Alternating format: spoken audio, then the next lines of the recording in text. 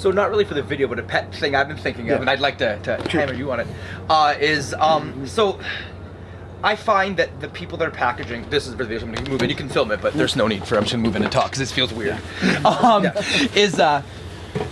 with it, the biggest thing I'm finding with reality-based self-defense, especially doing all this research on it, is that most people are packaging the psychological end of it as real. That's what reality-based self-defense is, the psychological end. Okay. Do you feel that since the life was so much more dangerous, traditional arts were made, they took for granted that everybody knew what adrenaline dump was already, I do. and so there was no need for that kind of thought process? Remember the conflict communications, right? Yes. I think 200 years ago, everyone spent some time in their lizard brain. Right.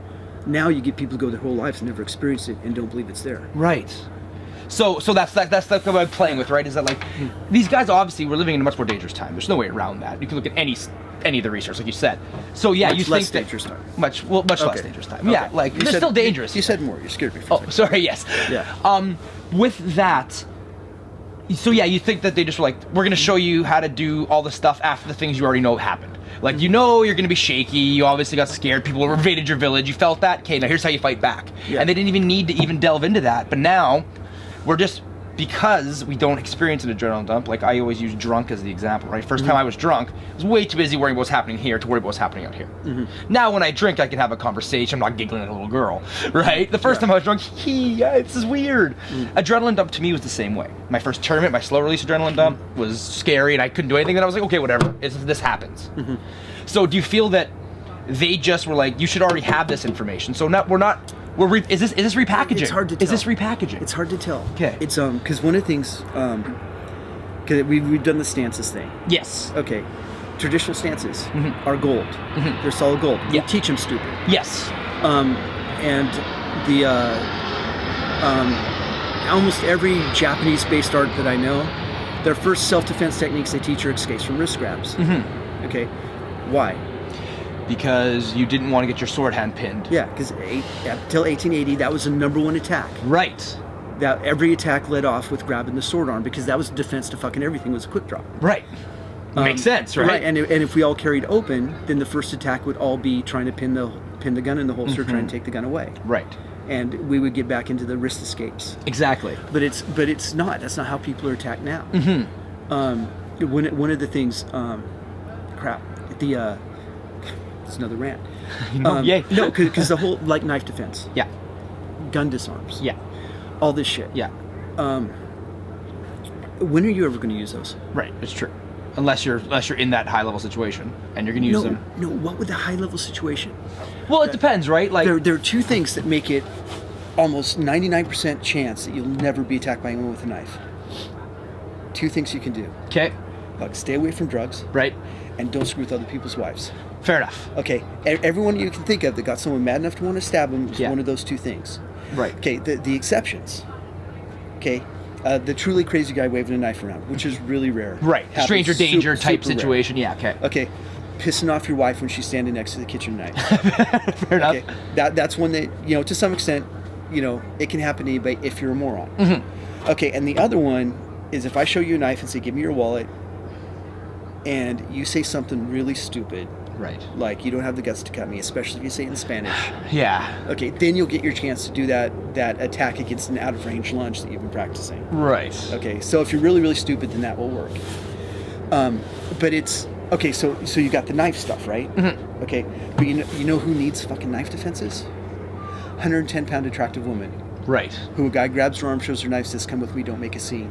But the skills that she needs are not against the attacks that we practice. They're against someone trying to psychologically dominate her to keep her from fighting and moving her to a secondary crime scene. It's this whole psychological and physical, and she needs to learn assassination techniques, not fighting techniques.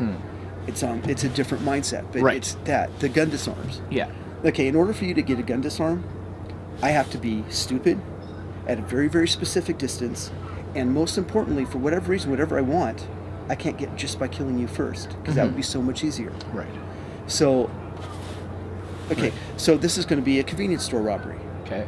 Okay, how many disarms do you know that work across the counter? Not a lot.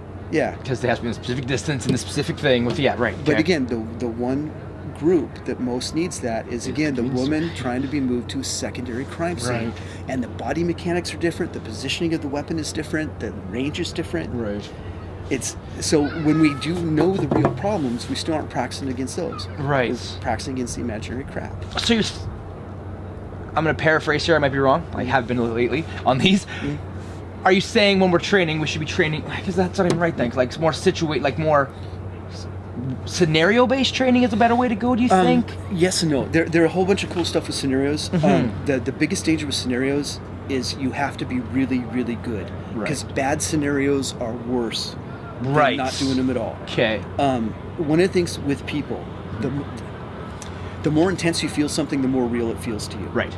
Okay, and if you've had coffee and a conversation, we've had it every morning our entire lives, I'll feel I know you. But if I know some guy for 10 minutes and we're in a major car wreck or a firefight together, I'll feel I know him better. Right. Intensity feels more real. Okay. Okay, so do basics feel real? Kata feel real? First time sparring feels more real. And the contact sparring feels even more real. Right. And you go boom, boom, boom through these things. Right. Okay, and scenarios feel more real than anything else. Right. So if they're fucked up, the wrong thing that you learned there will be ingrained harder than anything else. So the more intense the experience. Same, MMA, anything you do that has hard contact or hard speed sparring, all the good stuff ingrains harder, but so does all the bad stuff. Right. So if there's anything you're doing not to hurt people subconsciously, that's coming in. That will come out more in a fight. And that goes into the whole training versus conditioning. Right. Okay, conditioning will come out in a fight, in your first fight. Yeah. Your training will not. Right. So you have to be careful not to condition crap ever. Okay.